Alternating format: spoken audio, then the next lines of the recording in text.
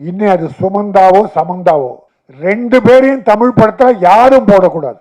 நடித்த படத்துக்கே வரலன்னா இன்னொரு படத்தில் நடிக்க கூப்பிடலாமா?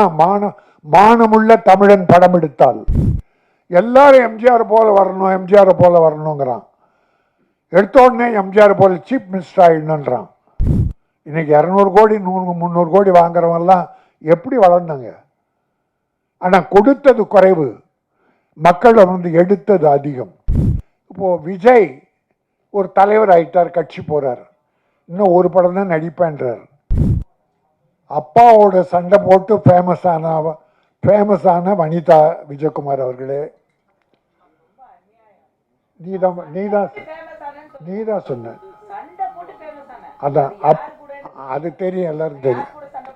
ஓகே, அதுக்கு தான் நீ சண்டையை போடுறது.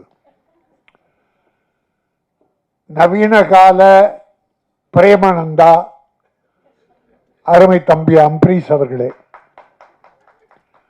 அவனுக்கு ஏதாவது சம்பளம் கொடுத்திருந்தா அதை வாங்கிடு. அவன் அனுபவிச்ச மாதிரி இந்த படத்தில் யாருமே அனுபவிக்கல. அவன் ஓவரா பேசிட்டு என்ன அடக்கமா பேச சொல்றான். என் பிள்ளைகளில் ஒருவன் அவன், திறமை மிக்கவன். அவனுக்கு இன்னும் ஒரு பெரிய காலம் இருக்கிறது. ஹீரோயினி 2 பேரை பத்தி பேசினாங்க. ஒரு ஹீரோயினி நாம எல்லாரும் சேர்த்து சுருட்டி கட்டி பாம்பேக்கு தூக்கி எறிஞ்சிட்டோம். அதை கொண்டாந்து அதுக்கு இந்த படத்தில் போட்டீங்க. ஏற்கனவே பூட்ட கேஸ் அது. அதை இந்த படத்தில் போட்டு அது கூப்பிட்டா வரல, அப்புறம் ஃபோன் எடுக்கலன்னா அது வராதது தான் உங்களுக்கு வெற்றி. இன்னும் அது சுமந்தாவோ சமந்தாவோ, யார் அது? சம்யுக்தா. 2 பேரையும் தமிழ் படத்தில் யாரும் போடக்கூடாது. நடித்த படத்துக்கே வரலன்னா இன்னொரு படத்தில் நடிக்க கூப்பிடலாமா? மானமுள்ள தமிழன் படம் எடுத்தால், மரியாதை மிக்க தமிழன் படம் எடுத்தால் இந்த 2 பேரை போடவே கூடாது. நான் பார்த்துக்கிறேன். என் சங்கத்தை நான் இப்படி பயன்படுத்த விரும்பல, எல்லாரையும் வளர்த்து விட தான் நான் பாடுறேன். ஆனால் என் ப்ரொடியூசரை, என் விநியோகஸ்தர்களை கெடுக்க நினைப்பவர்கள், வேதனைப்படுத்துபவர்கள் யாரும் வளரக்கூடாது. இதோ ஒரு வடநாட்டு பெண், இந்தி பெண், அடுத்த படத்தில் நடிக்க போகிறார். ஆனால் அவர் அன்பு அழைப்பை ஏற்று, என்ன அம்மன்? கனிகாமன், கனிகா மானை போல மிக அழகிய மகள். You are beautiful. அந்த பொண்ணுக்கு முதல்ல நான் தான் வணக்கம் நன்றி என்ற 2 வார்த்தை சொல்லியிருக்கேன். 2மே தமிழனின் உயிர் வார்த்தைகள். வர்றவங்களுக்கு மரியாதை செலுத்தி வணக்கம், செய்த உதவிகளுக்கு நன்றி சொல்லி கடைசியில் நன்றி. இந்த 2 வார்த்தையை நான் முதல்ல சொன்னது தான் காரணம். நீ வரும்போது வணக்கத்தோடு தமிழகம் வா. ப்ரொடியூசர்களுக்கு நம்பிக்கையோடு நடந்து கொள், அவர்களால் உயர், அவர்களுக்கு நன்றியோடு இரு. இதற்காக வணக்கம் நன்றி அந்த மானுக்கு சொல்லி கொடுத்தேன். வெங்கடேஷ் ஒரு கமர்ஷியல் டைரக்டர். அவர் 32 நாள்ல இந்த படத்தை முடிச்சிருக்காரு. வாழ்த்துக்கள் வெங்கடேஷ். ப்ரொடியூசர், சின்ன ப்ரொடியூசருக்கெல்லாம் இப்படிப்பட்ட இயக்குனர் வேண்டும். தயாரிப்பாளரின் மன வேதனை புரிந்தவன் இயக்குனர். ஆனால் ப்ரொடியூசரும் வளருவான், இயக்குனரும் வளரும். இவங்க 2 பேரும் கஷ்டத்தை உணர்ந்த நடிகனும் வளருவான். ஆகவே இந்த படம் எனக்கு மிகப்பெரிய திருப்தி, மிகப்பெரிய மகிழ்ச்சி. இது வெற்றி பெறும்.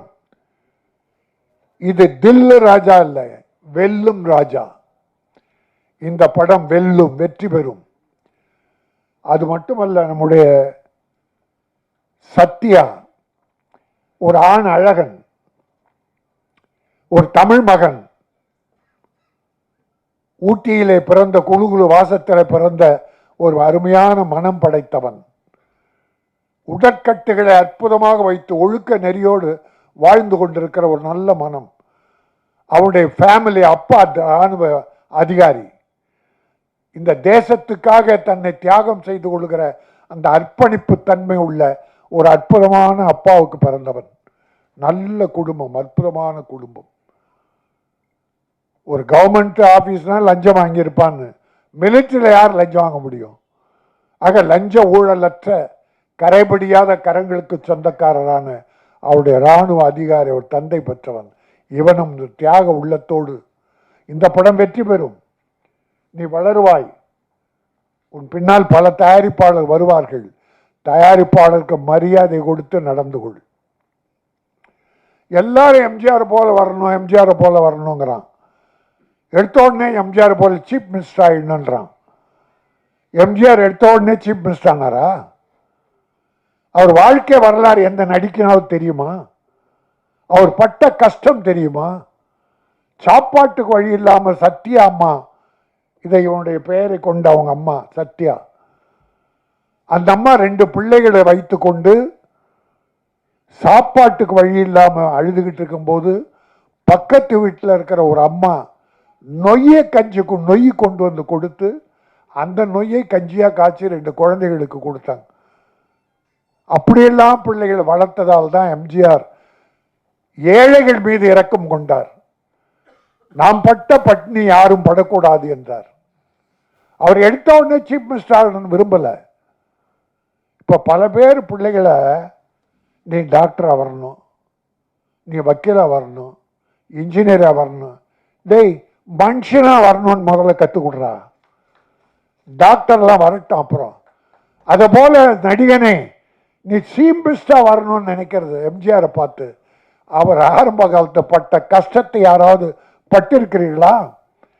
அவர் எத்தனை ப்ரொடியூசரை கைதூக்கி விட்டார் தெரியுமா உங்களுக்கு? எத்தனை ஏழைகளை, எத்தனை தாய்மார்களை அள்ளி கொடுத்தார் தெரியுமா? அது தெரிஞ்சுக்காம உடனே வாங்க அரசியலுக்கு வாங்க, நான் இல்லைன்னு சொல்ல. அதில் நான் குறை சொல்லலை, அதை யாரையும் குறை சொல்ல, அந்த உரிமை எல்லாருக்கும் உண்டு. ஆனால் எம்ஜிஆர் பேர் சொல்லிட்டு வராத, நீயாவா? ஏன்னா எம்ஜிஆர்னா அதில் ஒரு 25% நல்லது பண்ணியிருக்கணும், ஏழைகளை காப்பாற்றிருக்கணும். அவ்வளோ சேர்த்தார, அவ்வளோ அள்ளி கொடுத்தார. மிஞ்சி இருந்ததை யாருக்கிட்ட கொடுத்தார்? அந்த ராமாவரம் தோட்டம் காது கேளாரோர் வாய் பேசாதோருக்கு, அந்த ஜானகி அம்மாள் காலேஜ் எல்லாரும் ஏழை கொடுத்தார். ஒரு காசு எடுத்துட்டு போல. அதனால் அந்த உள்ளத்தில் கொஞ்சம் நான் ஏன் இதை சொல்லுகிறேன் என்றால், சத்யா நீ எதிர்காலம் உனக்கு நன்றாக இருக்கிறது. எம்ஜிஆர் பார்த்தீங்கன்னா அப்படி இருந்தால் கூட அந்த சிரிப்பு சிந்திக்கிட்டே இருக்கும், சிரிப்பு சிந்திக்கிட்டே இருக்கும். சும்மா அப்படி சிரிச்சுக்கிட்டே இருக்கான் அவர். எந்த போட்டோ பாருங்க, நான் நேரில் பார்த்துருக்கேன் அவர்கிட்ட. சிரிக்க மாட்டார், ஆனால் சிரிச்சுக்கிட்டே இருப்பார். அதில் எனக்கு ஒரு 25% எனக்கு தெரியுது. சத்யாவுடைய சாடை கொஞ்சம் இருந்தால் போதும், அதை வளர்த்துக்கோ. ஒரு 2 நீ சிரிச்சாவே கோபம் வருது. ஒன்றுமில்லை, உனக்கு வாழ்க்கை இருக்கிறது, வெற்றி இருக்கிறது. வெற்றி வந்தால் எம்ஜிஆரை போல வா, இல்லைன்னா வராத போ. ஏழைகளுக்கு உதவி செய். நீ 50 லட்சம் வாங்கினா 20 லட்சம் ஏழைக்கு செலவு. ஆனால் அந்த 20 லட்சம் திரும்பி உனக்கு வரும். அந்த ஏழை கொடுப்பான், உன் படம் பார்ப்பான். இவன் எந்த ஹீரோவுக்கு தெரியல. அது கொண்டு போய் அடிக்க உள்ள வச்சிடறான் ரூம்ல.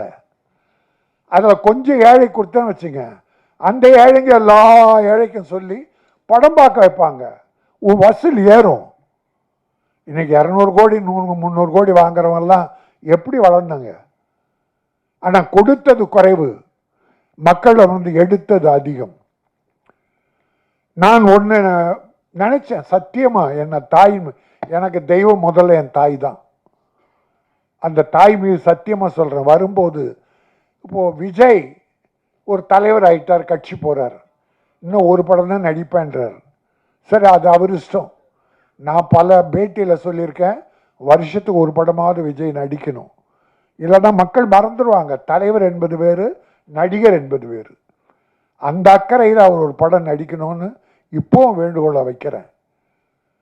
அந்த விஜய் இடம் காலியானால், எல்லாம் சொன்னாங்களே எம்ஜிஆர் இல்லை, ஜெயலலிதா இல்லை, வெற்றிடம் வெற்றிடம்னு. இந்த மு.க. ஸ்டாலின் தளபதி வந்தார், வெற்றிடத்தை நிரப்பிட்டார். இந்த பக்கம் எடப்பாடி நிரப்பிட்டார். அதனால இடம் வெற்றிடம் என்பதே இல்லை. விஜய்க்கு பிறகு ஏன் இந்த சத்தியா வரக்கூடாது? என்னமோ தெரியல, சத்தியமா எங்கள் அம்மா சாட்சியா நான் நினச்சிக்கிட்டு வந்தேன். எங்கள் அம்மா, நான் அதுக்கு தான் எங்கள் அம்மாவை தவிர எனக்கு தெய்வம் கிடையாது. அந்த சத்தியத்தை அம்மா மேலே சத்தியமாக சொல்ல. கடைசியில் பார்த்தா அது விஜய் சத்தியான்னு போட்டிருக்காங்க. இங்கே வந்து பார்த்தா விஜய் அதில் இணைச்சிருக்கு. விஜய் என்பது வெற்றி. அந்த தம்பியும் பாவம் அவங்க அப்பா தயவில் கஷ்டப்பட்டு முன்னேறி வந்தது, நல்லா வந்தது, வாழ்ந்தது. இப்போ கட்சியாக இருக்குது. அது மக்கள் பார்த்து முடிவு பண்ணட்டும். நல்லது பண்ணால் ஏற்றுக்க போகிறாங்க, இல்லைன்னா ஒதுக்க போகிறாங்க. நீ மக்கள் மனதில் வாழ வேண்டும். பணம் ஒரு முக்கியம் அல்ல, மக்களுடைய மனதிலே இடம்பெறு. பணத்தின் மீது படுக்காதே, மக்கள் இதயத்திலே இரு. அந்த மக்கள் உன்னை தூக்கி விடுவார்கள். அதுதான் எம்ஜிஆர் செய்த. எல்லாமே பண்ண முடியாது எம்ஜிஆர் மாதிரி யாரும் பண்ண முடியாது. ஒரு 25% நிற்பா, இந்த மக்கள் உன்னை மறக்கவே மாட்டார்கள். நீ பெரிய ஹீரோ, எல்லாம் இருக்கு. உனக்கு பாடி லாங்குவேஜ், அழகு, உடற்கட்டு. எம்ஜிஆர் ஒரு தடவை நான் அவர் கட்சியில் சேர்ந்தேன். அப்போது என் கூட 4 பாக்ஸருங்க வந்தாங்க, வண்ணாரப்பேட்டை பாக்ஸர்ஸ். நான் ஒரு பாக்ஸரை உயிர் என்பன், அவன் பேர். எம்ஜிஆர், ஐயா இவன் பாக்ஸர் ஐயா அப்படின்னு அப்படியே விட்டு நின்னார். நின்று டப்புனா அவன் தோலை இப்படி தட்டினார். பிறகு கையை பிடிச்சார், அப்படி ஒரு அழுத்தினார். ஏன்னா பாக்ஸர்னா இந்த ஷோல்டர், கை கை இரும்பு மாதிரி இருக்கும், ஷோல்டர் இரும்பு மாதிரி இருக்கும். பார்த்துட்டு ஓ வெரி குட், நல்லா பண்ணு அப்படின்னார். எம்ஜிஆர் சொன்ன உடனே அது சோதனை. அதுபோல் இவன் இந்த உடற்கட்டுகள் எல்லாம் இப்படிப்பட்ட பிள்ளைகள்லாம் அவர் வளர்த்து விடுவார். எம்ஜிஆர் அவர் உடம்ப நல்லா வச்சுக்கணும், எல்லாருக்குமே உதவி பண்ணுவார். அதனால் நான் சில வழிகளை சொல்லியிருக்கேன். ஒரு அப்துல் கலாம் சொன்னாங்க, ஒரு கேள்வி கேட்டாங்க, நீங்கள் செய்த சேவையிலேயே சாதனையிலே எது உயர்ந்தது? அணுகுண்டு வெடித்ததா, ஜனாதிபதியாக இருந்ததா, இல்லை விஞ்ஞான கண்டுபிடிப்புகளா, ராக்கெட் கண்டுபிடித்ததா? எல்லாம் கேட்கும்போது அவர் சொன்னார், இது எதுவுமே என்னுடைய சாதனையில் எனக்கு மகிழ்ச்சி தரலை. நான் ஹைதராபாத்தில் இருக்கிற மாற்றுத்திறனாளி குழந்தைகள், இந்த போலியோவில் அட்டாக் ஆகி குழந்தைங்க நடக்க முடியாமல்ல, சின்ன சின்ன குழந்தைங்க, அந்த குழந்தைகள் ஒரு 3 கிலோ எடையுள்ள இரும்பு இந்த உபகரணம் காலில் கட்டுவாங்க பாருங்க, அது நடக்கிறதுக்கு. அது அப்போ 2.5 கிலோ 3 கிலோ. அந்த குழந்தை அதையே இழுத்து தூக்க முடியாதான். அதை போய் பார்த்துட்டு வந்து பிளெயின் செய்கிற சில மெட்டீரியல்ஸ் லேசாக இருக்குமா, ஆனால் உறுதியாக இருக்குமா, அதில் அந்த உபகரணம் செய்தார் கால் நடக்கிறதுக்கு. அது 300-500 கிராம்குள்ள. அது ஒண்டிதான் நான் செய்ததிலே எனக்கு ஆத்ம திருப்தியை தருவதுன்னு அப்துல் கலாம் சொன்னார். அணுகுண்டு வச்சு உலக புகழ் பெற்றார், ராக்கெட் கண்டுபிடிச்சு உலக புகழ் பெற்றார், ஜனாதிபதியாகி உலக புகழ் பெற்றார். இதெல்லாம் அவர் சாதனை இல்லையா? இந்த ஊனமற்ற இது மன்னிக்கணும் மாற்றுத்திறனாளி குழந்தைக்கு அந்த கால் கவசம் செய்தாரு, அதுதான் எனக்கு பெருமைன்னு சொன்னான். அதே போல நீ இந்த ஏழைகளுக்கு உதவி செய்தால் அதுதான் உனக்கு பெருமை. சேர்த்து வைக்கிற பணம் எதுவும் உதவி வராது, செய்கிற சேவை வரும். நீ இன்னைக்கு ரொம்ப சுமைகளை தாங்கிட்ட. இந்த படத்தில் நீ ஒரு ஹீரோவா இல்லை, ஒரு ப்ரொடக்ஷன் மேனேஜர் விட அதிகமாக கஷ்டத்தை சிலர் கொடுத்துட்டானுங்க, துரோகிகள். நம்பி கேட்டான், இப்போ கஷ்டப்பட்டு எல்லாத்தையும் கொண்டு வந்து கரெக்ட் பண்ணியிருக்கான் ஒரு ஹீரோ. நீ இதுவரைக்கும் சுமைகளை சுமந்தால் இந்த படத்தின் மூலம் சுகம் உனக்கு வருகிறது. தில் ராஜா, வெல் ராஜா, இனி வெல்லுவாய். இந்த படம் வெற்றி பெறும். இது ஒரு கமர்ஷியல் படம். வெங்கடேஷுக்கும் நல்ல வாழ்க்கை கிடைக்கும். இது உள்ள நடித்துள்ள அத்தனை பேரும், டெக்னீஷியன்ஸ், இசையமைப்பாளர் அத்தனை பேருமே மிகப்பெரிய வெற்றி பெற்று இந்த படம் இன்னைக்கு இப்போ நல்ல சின்ன படங்க எல்லாம் நல்ல பெருசாக போகுது, மக்கள் பார்க்குறாங்க. இந்த லப்பர் எங்க பொண்ணு படம் பார்த்துட்டு வந்து, அப்பா அந்த படம் பார்க்கணும், பெண்கள் சொல்கிறாங்க, என்னன்னு தெரில, அவ்வளோ இயற்கையாக இருக்குதான் சின்ன படம். அதனால் இப்போ படங்களை மக்கள் பார்க்க ஆரம்பிச்சோம். சின்ன படம் பெரியவரை பற்றியெல்லாம் கவலைப்படலை. கதை நல்லா இருக்கா, படம் நல்லா இருக்கா, உட்கார்ந்த 2 மணி நேரம் பொழுதுபோக்கா அழகாக பார்த்துட்டு வர்றாங்க. அதில் இது ஒரு வெற்றி படமாக தில்லு ராஜா வெல்லும் ராஜாவாக வரும் என சொல்லி, பூவாக இருப்பதை விட செடியாக இருங்கள். பூக்கள் காலையில் பூத்து தலையில் சூடி மாலையில் வாடி வெளியே போட்டு விடுவோம். ஆனால் செடிகள் பூத்து கொண்டே இருக்கும். அது மக்களுக்கு உதவி கொண்டே இருக்க வேண்டும். அதே போல நீ செடியாக இரு, பூத்து கொண்டே இரு, மக்களுக்கு உதவி செய்து கொண்டே இரு, நீ வெற்றி பெறுவாய். தில் வெல். சத்யா. நன்றி, வணக்கம்.